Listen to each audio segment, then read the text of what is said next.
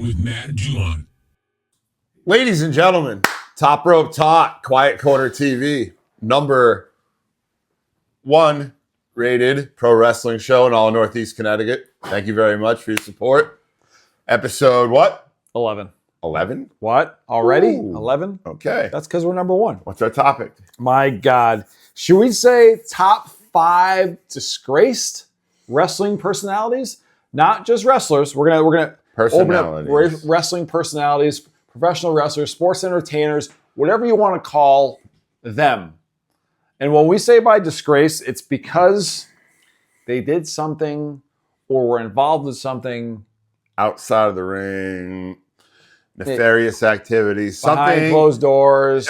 It was never something that happened in the ring. Right. Something beyond the realm of the four corners has banished them from the lexicon to some great extent. And we don't want to, like I said, we're not taking away from their wrestling prowess or their wrestling talent. We're just talking about as they're looked at right now in the annals landscape of fandom. Right. What's your number 5? My number 5. Don't look at my number 5. No, we just talked about it right before we went on the air. Mm-hmm. Bruiser Brody is really my guy. And I mean, for a dude that just put an ass every 18 inches everywhere he went. He would United States, Japan, Puerto Rico. Everywhere. And it's kind of disregarded that he was stabbed to death in a shower in Puerto Rico. At a show in Puerto Rico. Yeah. And from all accounts, from anyone that was anywhere near involved, the promoter himself is the guy that had Brody killed. Yep. And the dude's just universally overlooked. Overlooked and underrated, I believe. And absolutely. He is if you think about it, he put the hardcore match together. He was Mick Foley, he was Mankind, Cactus Jack, Dude Love, all put together, built at 6'7". He was the berserker. He was nuts. Brought chains to the and he was swinging a chain around the arena, walking through the seats in Tokyo. And literally, the thing is like where we grew up, we didn't get to see much of him. I can speak for myself, but you would be genuinely scared of this dude if you ever saw him. That's how. I remember a couple times when like AWA and World Class were on ESPN, Mm-hmm. Like when we were kids, like 4:00, like get home from school and catch wrestling in the afternoon. And every now and again, Brody would show up on a show, and I was like, "This is the scariest thing ever!" Like, his eyes, holy crap! His eyes, the hair. Like, thank God he never wrestles Hogan because he'll kill him. He'll kill him. That's what we all. That's the thing is like with Brody, we all looked at it as like this dude's gonna kill somebody. Like he's got the look, he's built, he's athletic, but my God, was he looked like a feral beast. Yes, like, he didn't look human. 100%. So that's a pretty. That's my number 5. I'm going to bring up a number 5 that you may not be expecting.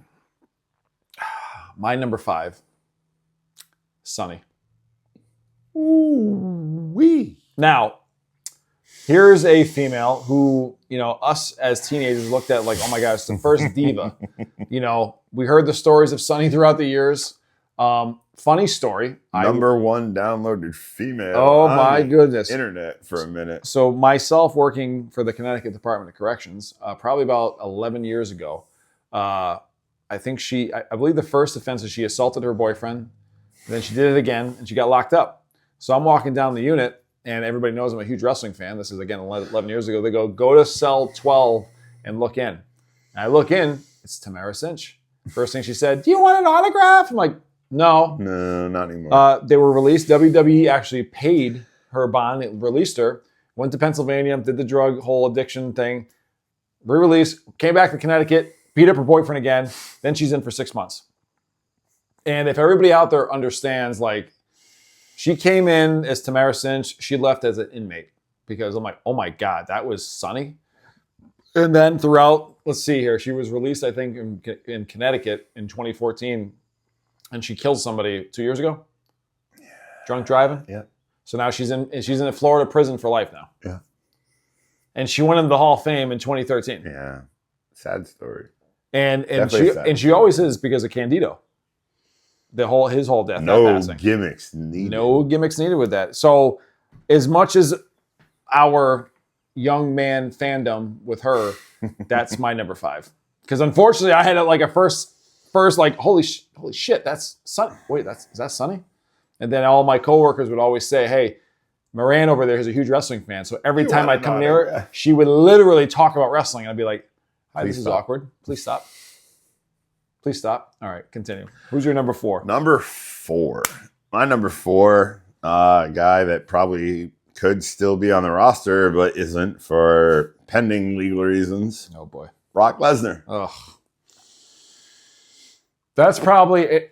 Top of the mountain, the majority of his pro wrestling career. Yep. And depending on the way things go legally over the next couple of years, might be a written out afterthought.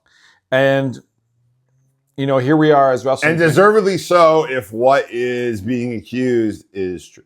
And that's one of those weird, here's the thing. We're men, right? Yep. Married my beautiful girlfriend Chantel, and I looked at there like you look at Brock Lesnar's with Sable. Yeah. You wouldn't think anything of it. He's younger, she's older. Still, why? I don't know. You're doing a lot of things, and again, if it's true, like I said, if it's true, you're doing a lot of fucking dirt, and you deserve any bad things that happen to you moving forward. Yeah, I mean it's it, and you would expect. What we see, like Brock Lesnar's a living in his farm. We all think I think it's cool as hell. He's hunting. He's cooking his own food. He's got a huge farm. He wants to stay out of the public eye, which we all knew back in 2003. That's why he quit back in 2003. He's like, he didn't like to travel. He didn't like all the fame, this and that. He saved his money. But when you think about like, if the Vince and his stuff, that's it. Like, game over. One of the he could have been probably the greatest wrestler of all time if he would have just been super focused, and maybe he could have been a wrestler. Just been a wrestler. Not left for a few years to try the NFL or I'm going to be an MMA guy. If there's one guy until I get dog walked and realize, maybe this wasn't a good idea. I should fake fight instead. Yeah, honestly, because super athlete is him. At 6'4", 295, with the way he was just moving around the ring. We look at that Roman Reigns, we look at Braun Breaker now. And Brock was 50 pounds heavier in doing it. And doing more. And incredibly the strongest guy. When he first Roman is not going to pull off a shooting star press. Nope. No. This dude did. I think granted he almost broke his neck once. Braun can do it because he's got the genes. And he's like you said, 50 pounds. 50 pounds. That's 50 pounds of gravity yanking you towards that ring. You look at him in 02, 03 when he was just an absolute monster. When he came back in 2012 from he was wrestling for USC, he's still a monster. He wasn't as big as he was, but the dude is a freak. No question. Athlete. And if he would have stayed, I'm saying, seeing the 17-time champion, Lesnar would have held the title for years and years, dropped it, got it back and held for years and years. That would have been Lesnar would have not as many reigns, but much longer time holding the damn belt. He would have beaten. Is it Backlund or Bruno? I think Bruno overall. Bruno's number one, so he would have beaten Bruno. Way over. Way over. If he wanted to, and people would have paid to see him but he was good. He was entertaining. And again, this is the problem we have with some shady stuff. Yeah. Unfortunately, that's why he's on my list. I mean, and it's sad because we would love to have seen at WrestleMania, but I'm thinking he's not a race, but everybody's being quiet. So my number 4 is probably one of the best heels of the 80s. He was absolutely ginormous. He was jacked. He was a Canadian strongman. Dino Bravo. That's another really good answer. I love it. Dino. And, here's the thing is like, we look at things like, I mean, he was probably one of the best heels. Super heel going against Hogan, Ultimate Warrior. Anytime you had a world title, he's there. The biggest matches. And this he was as strong for a stretch. Yeah, he ran around the ring in the freaking Montreal, the Canadian flag, that baby blue, blonde hair. Quebec. I'm sorry, there you go, Quebec. But he had it. But the problem is again, us being fans, as I'm 10, Matt's 13. Like, what the hell happened to Dino Bravo? Oh, he died? Oh, Mafia. What does that mean? What does that mean? Kids. And then we watch, of course, again, we love the Dark Side of the Ring. Shout out to the guys at Dark Side of the Ring. Dark Side of the Ring is a phenomenal series. Really good show. And then you sit there and watch like, oh, he was actually connected. Or I thought he was. Or we thought he was. And then he thought he was. He thought he was, and then something bad happened. Then he ended up getting killed execution style as Lazy Boy. R.I.P. Dino Bravo. We're not making light of your death. No, but it's unfortunate is that we look at some of these. A guy that's never talked about anymore. That was at the top of the game. And unfortunately, we're looking at these, we're saying these names, and besides probably Sonny, there's nobody else right now in, like, say, the WWE Hall of Fame, NWA Hall of Fame, for these reasons, unfortunately, because of their deaths or how they live their life outside of the ring. So that's mine. Number 4 is the Canadian strongman, Dino Bravo. Number 3. What do you got for number 3? My number 3, funny you mentioned the Hall of Fame thing. He went in, unfortunately, he went in posthumously. Okay. Macho Man Randy Savage. One of the greatest of all time. And I literally will say I didn't even think of him to be on this list. However, because of what happened towards the end of his career. And then you wait until after he just as a goodwill move. Yeah. This is the problem because Macho Man in the 80s was number 2 babyface of all time. Numero uno. Macho's Man, number 2. Number 2 in WWF. We know which was the still is the premier organization. He held the title for a year. And he held it while Hogan went and did filming and did this and did that, and he dropped it back to Hogan. So, but he became the mega power. He carried the company, and he could because he's that good. The problem is like, we hear the rumors of him and Stephanie. What? Maybe, and something happened there, but because the fact that they didn't let him in, I mean, he passed away. It was May 20th, 2011. Why do I remember? Because my birthday is May 21st. So I'm always going to remember a date because I'm like, the day before my birthday, Macho Man died. May 20th, 2011. Day. What? Before your birthday. Day before my birthday. Thank you. So it's too bad because he was a family man. He wanted to have his life outside of wrestling, but because of an incident, rumored, rumor and innuendo, and he just, hearing all the stories, and again, Hulk talking about how meticulous he was, how he wanted everything to be perfect, the love for Elizabeth, the kind of weird stuff going on there, jealousy. He got kind of bashed and put away because of that, and it's sad because he's obviously athlete-wise, he's one of the best ever. Also, ever phenomenal. Here we are. You ask 100 people, what's the greatest match of all time? More than fair handful of them are going to say 1987 WrestleMania 3. That stole the show. It was Hogan and Andre, but Steamboat and Savage stole the show. Best match of the night by far. My number 3 is your number 5, Bruiser Brody. And my thing is, again, we were talking about it, is like it's the fear of the dude, but the aura the dude had. The aura was amazing. He might kill someone. The seats, the guy in the ring. You could see him the ref, in a Stop and Shop or wherever. He might hurt someone. You want to run the other way. That's how intimidating he was. 6'7", big boy. But back in the 80s, I think the one thing which I enjoy, there's a lot of stuff with Hulk talking about, or even Piper talking about it back in the day. The 80s were a different time, 70s and 80s. And I believe that they did drive, 500 miles one way for $25 and 500 miles back for $35, this and that. Bruiser Brody never really had a touchdown in WWF, NWA, stuff like that. He was regional. He went to Japan because that's where he made all the money. So he was all about making money. And he worked stiff. He was a Stan Hansen, which we know, which we should have. One of our next top 5s would probably be the stiffest, not in that fucking way, the stiffest wrestlers that didn't hold back. Stan Hansen's right there on the list. With that, no doubt, because he's like. Again, think of a Stan Hansen, you think you're going to get your ass kicked. You think of Bruiser Brody, you're going to get your ass kicked. Mick Foley, it's going to hurt. Not holding back. Brock Lesnar, it's going to hurt. But Vader, it's going to hurt tomorrow morning. He was an honorable mention on this top 5, by the way, and it sucks, but he was an honorable mention. So Bruiser Brody's my number 3 by far for intimidation. How he passed the shadiness, and back in the 80s, and I know we're the half Puerto Rican over here. You got to watch out in Puerto Rico. Even a lot of these Ric Flair, Hogan, you got to be careful in Puerto Rico because it was a little crazy. Carlos Colon was running WWC. What was it? It's World. What is the name of it? It's WWC. World something. World Wrestling Classic. World Wrestling Continental? World Wrestling Council. Puerto Rico Zone World Wrestling Council. I know it was like WWC. What does that stand for again? But that's where he was. It's kind of crazy that it happened, but in the homeland, hands off. It's not a state. We don't need to talk about that stuff, but and like just it's kind of crazy. Literally, like his whole career, That's swept under the rug. Swept, yeah. Kind of sad. So that was your number 3. That was my number 3. Now we're on number deuce. 2 left. I know my top 2. Me too. My number 2, as much as I hate to admit it, because he was also one of my favorite wrestlers of all time, Chris Benoit. Yeah.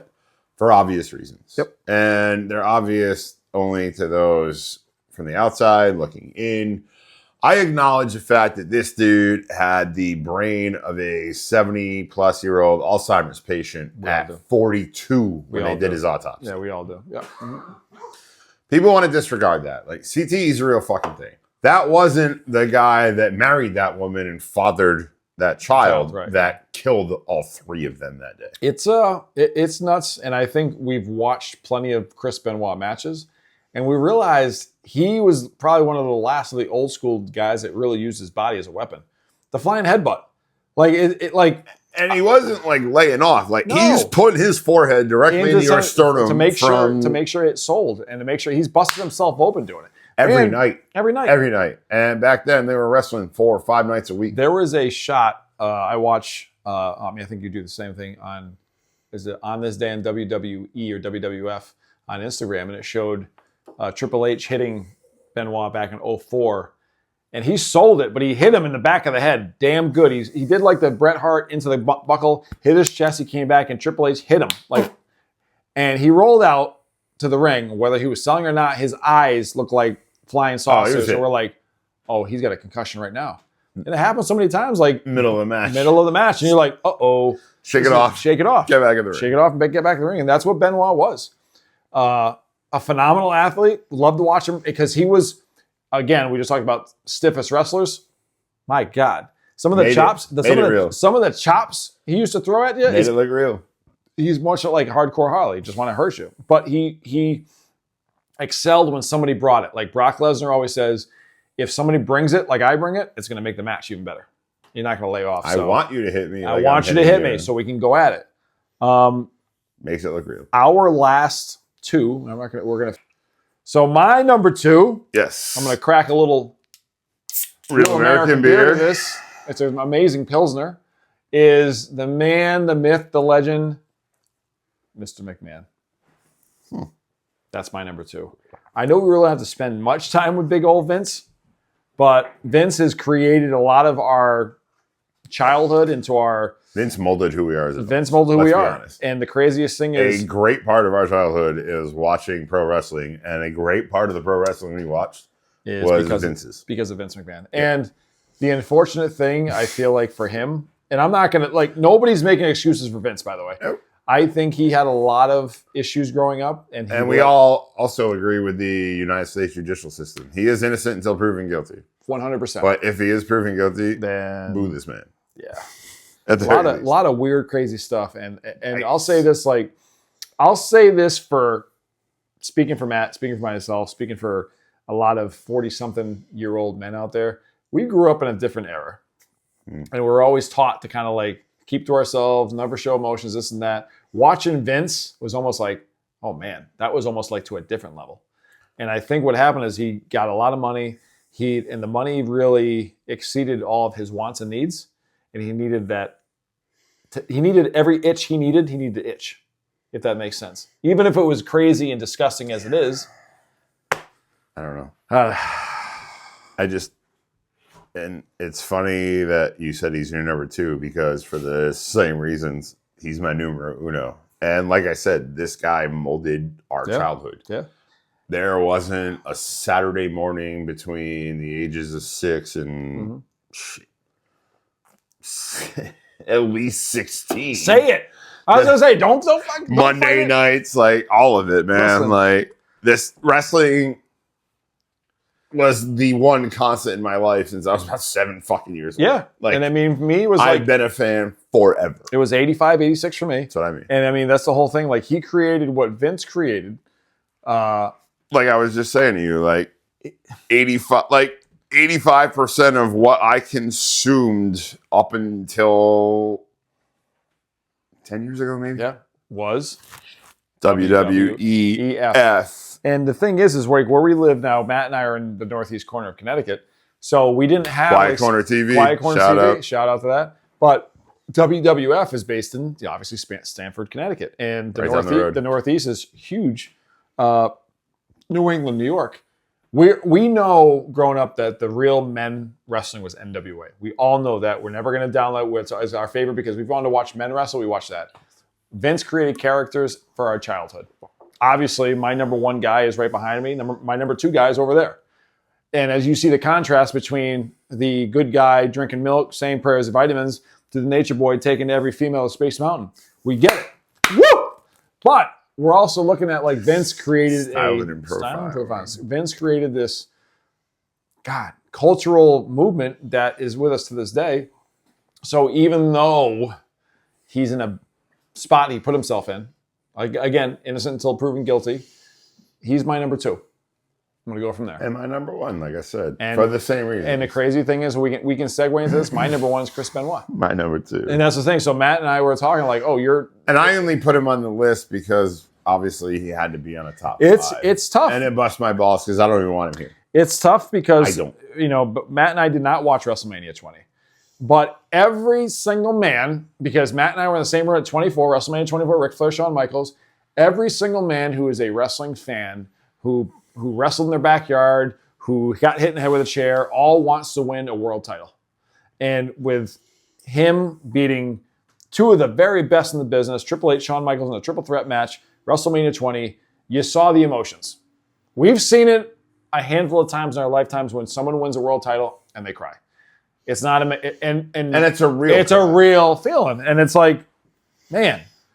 And it tarnishes it because then you have Eddie Guerrero come out, his best friend, WWE champion, you get World Heavyweight champion. It's a moment that we're never going to forget as wrestling fans. It just was tarnished a couple of years later. We don't condone it. Nope. But this is why, he was my number one.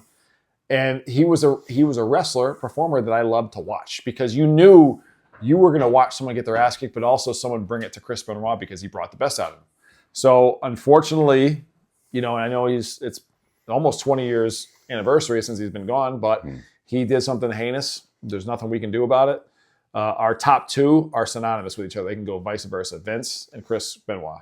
And the sad part is one hasn't even been proven guilty yet. Yeah. But and he's still making his appearances. If a fraction of it is true, he's already worse than Chris. And he probably goes to one on his list too. Mm-hmm. Sorry, but let's be serious. Agreed. So, I mean, this show was, this episode was pretty damn good. But it's also going to segue into a couple different shows that a couple of our fans have already talked to us. The fan suggestions we've got have been tremendous. Shout out to our boy Schmitty, Kyle Schmidt. Schmidt's sitting there coming very soon in the future here. Top Row Talk, top 5 entrance music of all time. All time.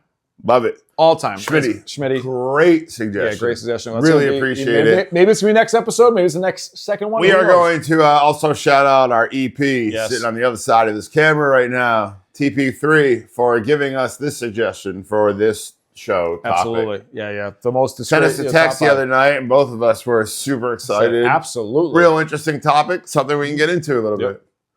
So, again, Mike Moran, I'm Matt Dumont. TP3 behind the camera. Tag team partners for life.